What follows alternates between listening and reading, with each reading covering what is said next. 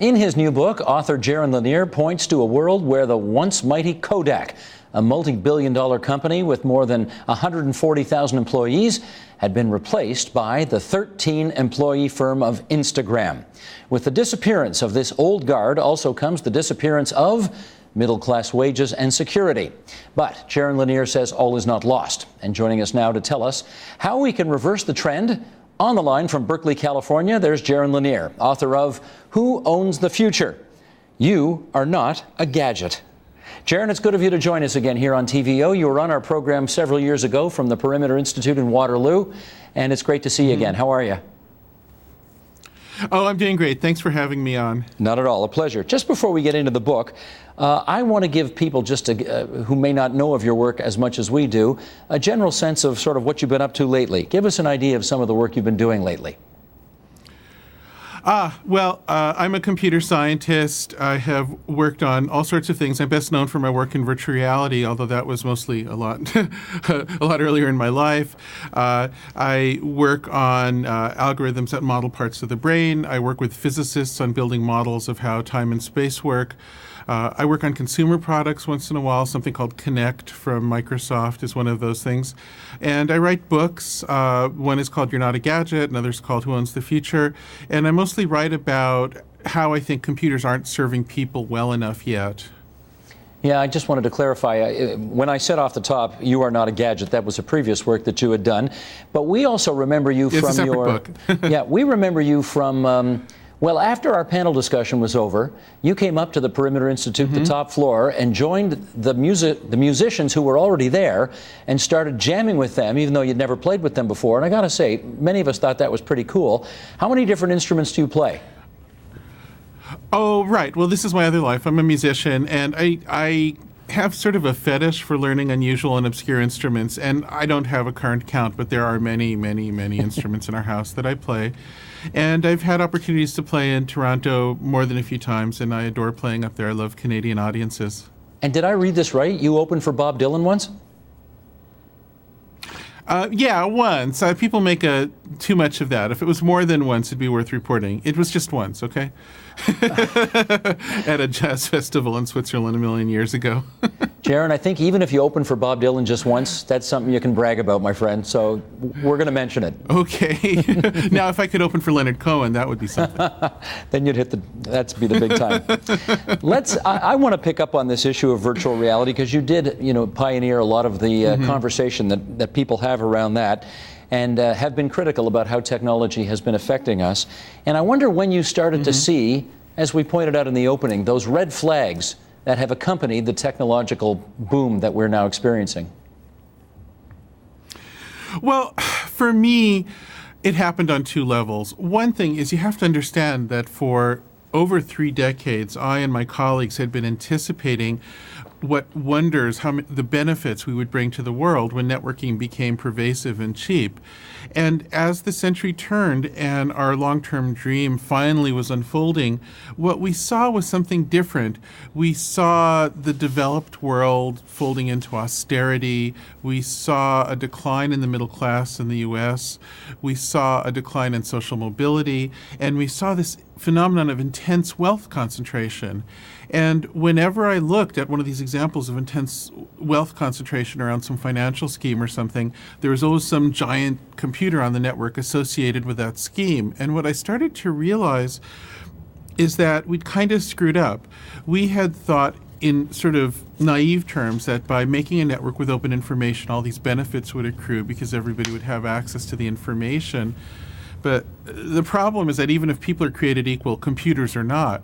And whoever has the biggest computer, just naturally, even if they don't intend to do anything improper, will use that superior ability to gain this incredible advantage of being able to calculate all the risks and costs to other people. And it's just a phenomenon that builds up so much wealth and power around the big computers that it turns out not to be an architecture, not to be a way of doing things that we can live with. So that came as a surprise. I have to admit, I didn't see it. I don't think anybody did. We didn't see it in advance, but now we've seen it. And if we're going to be good engineers, if we're going to be empirical, we just have to rethink what we're doing. And let's follow up on the example that you gave in the opening. It's just a continuous process of trying to see the results of what you do and trying to improve upon them. Sure. Let's follow up on the example that we gave in the opening, because the implications, as the Kodak example goes forward many times over, the implications on the middle class, the implications on society in general can be, well, potentially cataclysmic. What do you see in that case? Well, Kodak created not just hundreds of thousands of jobs, but hundreds of thousands of middle-class jobs with security. And Instagram, I have nothing against great success. So I'm a Silicon Valley guy. I think it's great if somebody can innovate and have great success. But the problem with the way we're creating success is we create it by pretending that all the people who actually do the work don't exist, and we just concentrate the benefits around whoever has the most central computer.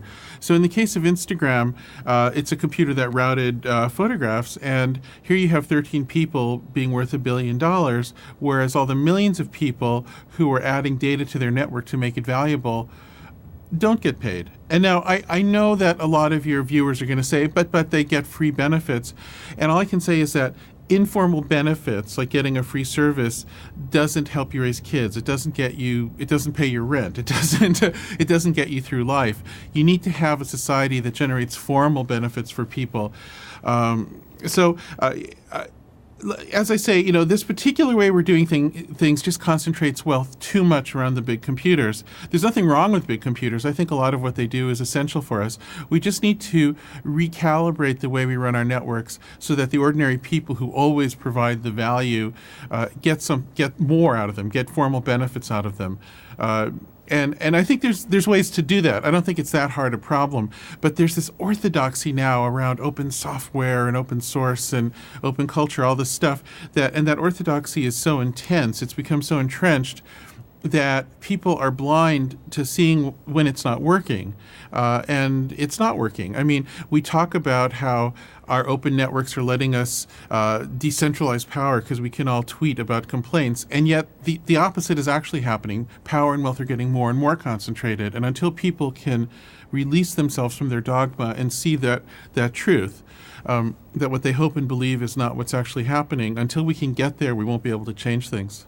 But common sense tells you that if new ventures, for example, out of Silicon Valley, can have 15 people do the work that formerly 100,000 people could do, that if that gets replicated over and over and over, we're going to have a society that's in a heck of a lot of trouble. As you look at that, I mean, that's a pretty troubling outlook. How do you think we can handle that?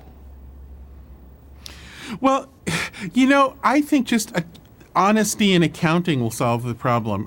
I mean, in a way, once you see the nature of the problem, it's not that daunting anymore. Let me use a different example. Right now, there are services where you can upload a text in English and it comes back in French, right?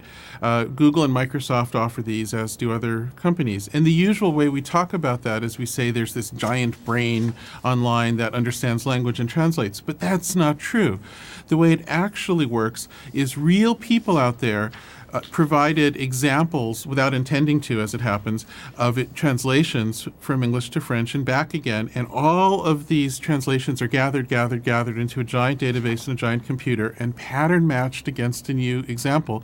And a mashup of matches creates your translation. So it's all real people doing the work. And so as long as we remember where the real value comes that run the advanced machines we're building, we'll still have employment for people. I mean, it's really very simple. Yes, I think in 20 or 30 years, robots will be driving the trucks and the cabs and mining the minerals. And yet, every bit of data that drives those robots will come from real people.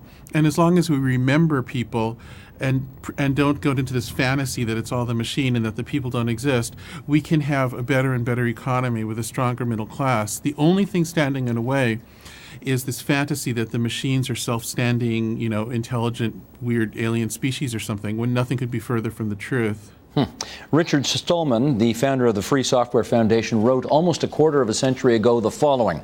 He said, "I believe that all generally useful information should be free. By free, I'm not referring to price, but rather to the freedom to copy the information and to adapt it to one's own uses. When information is generally useful, redistributing it makes humanity wealthier, no matter who is distributing, no matter who is receiving." What are your thoughts on that? Hey, Richard and I were friends back there. I was there right when he came up with this stuff, so I'm extremely familiar with the circumstances. And he had tremendous passions, tremendous emotion around his software. Some of his software had been sort of lost to the world through the failure of a little company, and he was very upset about it. And I completely understand where he's coming from. I believed the same thing for a long time, but we have to be empiricists. We have to see things are working out differently than we intended. If information costs money, it doesn't mean that it's not available. The magic of a marketplace is that when you start to treat things as having a value, sometimes there are more of those things and more people benefiting than if you're in a pure informal barter situation or sharing situation. The informal sharing idea sounded just beautiful back then. I remember how sweet it felt, and I remember how fondly we looked forward to this world. And as I said before, we just didn't take into consideration that if somebody has a gigantic computer off in some remote location who can out-crunch your computer, it doesn't matter how much information is shared. The guy with the bigger computer is going to have this gigantic benefit over you. And it was a good idea. It was a sweet idea. It just didn't work. That's all. Well, let's get into one of the ideas that you present in your new book, Who Owns the Future? A middle class created by intervention, or what you call in the book levies. What's that a reference to? Okay. So if we go back to the 19th century, there was a tremendous anxiety that new technologies would put people out of work. This was one of the signal qualities of 19th century thought. There were the Luddite riots and the Ballad of John Henry, Marxism, and indeed science fiction started out of this anxiety. And it was not an unfounded anxiety. There were cases of better technologies creating waves of unemployment. And then in the 20th century, a remarkable thing happened. There was this movement called the labor movement. And one way to think about the labor movement is it argued the case that even if a new job that comes about because of better technology is not as dangerous or miserable or dirty as an old job that it replaces, whoever does the job can still get paid. So even if it's easier and cleaner and safer to drive a truck than to deal with horses, and it is, I've done both, the truck driver still gets paid, and that's because there was a union to fight for it. So we decided we can have better jobs instead of no jobs as machines get better. Now, the only difference in the 21st century is we've undone that covenant that created middle classes in the 20th century. We've undone it because the new kinds of roles that people play of providing information to giant algorithms so that they can automate things, we've suddenly decided that's just too easy. We're not going to pay people for it. So we've kind of shot ourselves in the foot at this point, and we have to make a decision. Do we adopt some kind of very broad socialism or something like that where everybody gets paid in general? And the problem with that is that it tends to concentrate power in some socialist committee or something. I'm very skeptical that can work. Or do we decide that providing information to the giant computers is actually kind of a new job and that people can get paid for it? And of course, what Richard Stallman and I and a lot of other idealistic young technical people had thought is that, no, we'll make the information free, but we can try a different way now. We can say, no, the information costs something. That provides sustenance to the people who provide it, and it also puts a check on the power of the biggest computers. Like right now, when the government can watch everybody with street cameras and track everyone's movements, or when Google will be able to through cameras worn on people's heads or whatever, it's the first time the government's gained an ability to have power without any budgetary restraint because the data doesn't cost anything. If the government had to pay you a dime or something, well, we're in Canada, so if they had to pay you some money whenever you're tracked, that would create a budgetary restraint. So it wouldn't be entirely up to lawyers and politicians to try to enforce prohibitions. And that probably won't work because programmers are faster than politicians. So putting a cost on information is a way to restrain this unbridled power of whoever runs the biggest computer. So I think it both creates sustenance for a middle class and it constrains the power of corporations and governments. But just so I'm clear, in the example that you just gave, the union was the levy that helped protect the middle class once upon a time. So going forward, what's going to be the levy in the future that helps protect the middle class? Well, there were all kinds of levies. There were unions, there was academic tenure, there were licenses, all these things. And in the future, there's an amazing thing to me, which is if you look at how people share information on social networking sites, they don't form themselves into a star system in the way they do when they go through some central hub, like in Apple or in Amazon. And that's a bit of a technical point, but it's really important. If in a YouTube video, only a tiny number of people have hit videos, and then there's this huge long tail of wannabes, right? And only a handful of people actually get tangible, formal benefits out of participating in the system. If you look at the way people access information on something like Facebook, it's very dense. Like, most people are interested in large numbers of people, and so you don't have as much of a star system.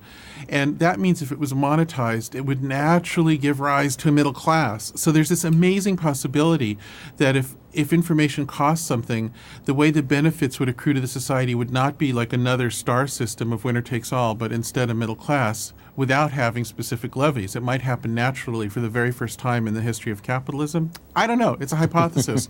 I'd like to at least give it a fair test, because if it works, it'd be great, I think. Okay, let's introduce another new term from your book, a siren server. What is that? Yes. A siren server is one of these giant computers that's accruing fantastic benefits. So let me explain what I'll give you some examples. Let's suppose you're an American health insurance company. As you know, in America, we have private health insurance thus far, unlike the Canadian system. It might not change under Obama. So if you're in the past, when actuaries, who are the statisticians who work for insurance companies, when they had to try to calculate how much a policy should cost, they had to do it by hand, and they didn't have much data coming in. But now, with giant gathering capabilities because of the internet and because of the size of computers, they can crunch the numbers really effectively, and it becomes an impossible to resist temptation to try to create a perfect insurance company. And what that means is you only insure the people who are the least likely to need insurance, and you exclude all the people who are likely to need insurance. And it seems like you're just riding on this magic carpet where it's just all profit and everybody else takes the risk. The rest of society takes the risk. But of course, what happens is the rest of society isn't big enough to absorb the risk. So gradually, the whole basis in which your wealth made sense starts to crumble. This is what's happened with finance specifically. Financiers used giant computers, which I call siren servers, to try to calculate a way to have a perfect scheme and shunt the risk off to everybody else. And whole nation states are losing their credit ratings. The whole developed world has been thrown into this very strange austerity wave in the midst of wealth. I mean, it's really a bizarre circumstance because of the incredible inequity that the people with the biggest computers had such an extraordinary advantage over everybody else. So there are a bunch of different siren servers. They have totally different names, and yet to me they seem similar. They include the national intelligence agencies, the consumer-facing schemes like Facebook and Google from Silicon Valley, the high-frequency trading firms, and the leveraged, bundled hedge fund derivative monstrosities, and many others. Modern elections are run like siren servers. Wherever you see new centers of power rising, just dig a little bit and you'll find a giant computer, and that's a siren server. So the siren servers, the way you make it sound, are nefarious. Would you put Google and Facebook in those categories as well? No, that's the thing about it is we all fell into it innocently, or at least I think so. Maybe in some of the cases of finance and insurance, it's not so innocent. But I was there for the creation of this thing. I was there at the creation of Google. A startup of mine became part of Google. I was around at the birth of some of the big financial schemes even. And I don't think anyone really fully foresaw how seductive and power concentrating having giant computers would be. I actually think this is a problem we fell into innocently. I know that sounds hard to believe, but like I say, I was there for a lot of this, and I believe that's what happened. So I don't think it was a nefarious scheme. I think it was ideas that seemed good that just turned out to have side effects of just vast implications. Can siren servers learn anything from, let's say, Walmart? Yeah, Walmart's a really interesting one. Walmart was super early. So starting in the 80s, they were already trying to create a big computer, and they succeeded. And what they did is they used it to make models of the business interests of everybody else they would deal with, not just their customers, but their suppliers and the transportation industry. And by creating a global model, they put themselves in a position that was unlike any in the history of capitalism before, where they had like this perfect spy service, and they knew in advance, or they had a pretty good idea of what everybody's bottom line would be, so that they could negotiate everyone else right down to the bare bones prices that they could accept. They forced everyone to optimize their operations just to serve Walmart. And honestly, I think Walmart did a lot of good because it helped manage the growth of China in a smooth way. I don't think that this is all bad. I think you can find a lot of good in what's happened. But the problem with it is that Walmart is so successful at concentrating power that it starts to undermine its own wealth. I mean, Walmart has been so good at leeching all the benefits to itself and forcing everybody else to the bare minimum that its own customers are having trouble affording to buy its products, and that's become the limits to its growth. And it's absurd to run a market economy that way. You know, undermining your own customer base cannot be a business plan if market economies are going to work into the future. But that's exactly what happens when you have this outsized benefit of a giant computer. Do you make a distinction? Google will do it to its own users as well. Well, that's where I was going to go next. Do you make a distinction between, when we're talking siren servers, the merchant banks on Wall Street, for example, or the big insurance companies that you were talking about, or the Facebook and Googles, which theoretically at least are free of charge for us to use? Do you make a distinction between the two? Well, of course you can find distinctions, but I'm interested in emphasizing the underappreciated similarities between all these schemes. So in the case of Facebook and Google, just like with the financial servers or the insurance companies, the idea is to get as much information about the world as possible, to be able to compute on that information better than anyone else by having the biggest computer, and then to very subtly make decisions that make other people take the risk and create an approximation of a perfect business for oneself. So in the case of finance, in order to get people to buy into the scheme, super cheap and easy mortgages were dangled. Now, I think Canada didn't fall into this trap as much as the US and Europe did, but boy, did we, I'll tell you. And what happens is you accept the bait, and then you enter into this information relationship with some remote giant computer, and the way that you pay for it is very gradual over time. All of a sudden, credit gets tight, or property values are constrained, or something like that. In the case of Google and Facebook, what's dangled in front of you is free services, free search or free translation, free social networking, free. But what's happening is that in order to make all that stuff free, it has to be fed with data from people, and that data has to be free, or the service can't be free.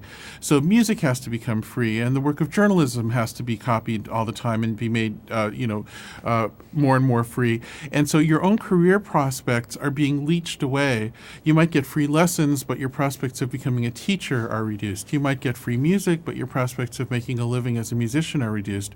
And eventually, this will apply to every profession, because everything will become more and more software mediated as we get better at technology in this century. And then what Google does to make money is they let third parties come and pay to micromanage the options in front of you, all those little links. And that also is a bit of a creepy thing, because people are gradually accepting this sort of rising tide of subtle manipulations where these giant computers are recommending who you date, and all these very intimate decisions which are influenced by third parties. And there's a creepiness there, but for the moment, even if we leave the creepiness aside, what we have to notice is the long-term slow loss of opportunity that's a much too high price to pay for the immediate free treats that we get. In our last couple of minutes here, then, I wonder if you could help us. Your book is called Who Owns the Future? Let's see if you can help us see the future. How do we begin to create a more humanistic information economy? Well, I think the first step is to do experiments with charging for information. And this is anathema. It's considered evil by a lot of people who think that making information freely copyable is the only path to openness and to goodness. But I think we should experiment with alternatives to that. I think we should experiment with making the information for some of the new waves of technology that are coming out paid instead of free. Like we'll have a great one coming up with 3D printers. These are these devices that are sort of like microwave ovens. You program in an object you want, and little spigots squirt out materials very carefully to create your object. Then you pull it out, and so there's this object that's created out of pure information without a factory. And so those things are a huge hobbyist craze now. People love them. They're really fun. There's a whole new platform where information could throw factory workers out of work. Why not make the information for 3D printers be paid just as an experiment? Why not make it, instead of being like Linux, something that's a new exchange where designers can earn a living from people printing out their designs? And let's see what happens. Let's be experimental. Maybe what I'm proposing will be worse, but let's have the courage to try the experiment and see. This notion of being so dogmatic that we already know the best way of doing things as the world is not doing so well is madness. Let's at least try some alternatives. The book is called Who Owns the Future? By today's guest, Jaron Lanier. We're so grateful you could spare some time for us from California tonight, Jaron. Thanks so much. I wish I was there in Toronto. I just love being there. Next time you're in town, please call on us. We'll have you on again. Wonderful. All the best. Take care. Support Ontario's public television. Donate at tvo.org.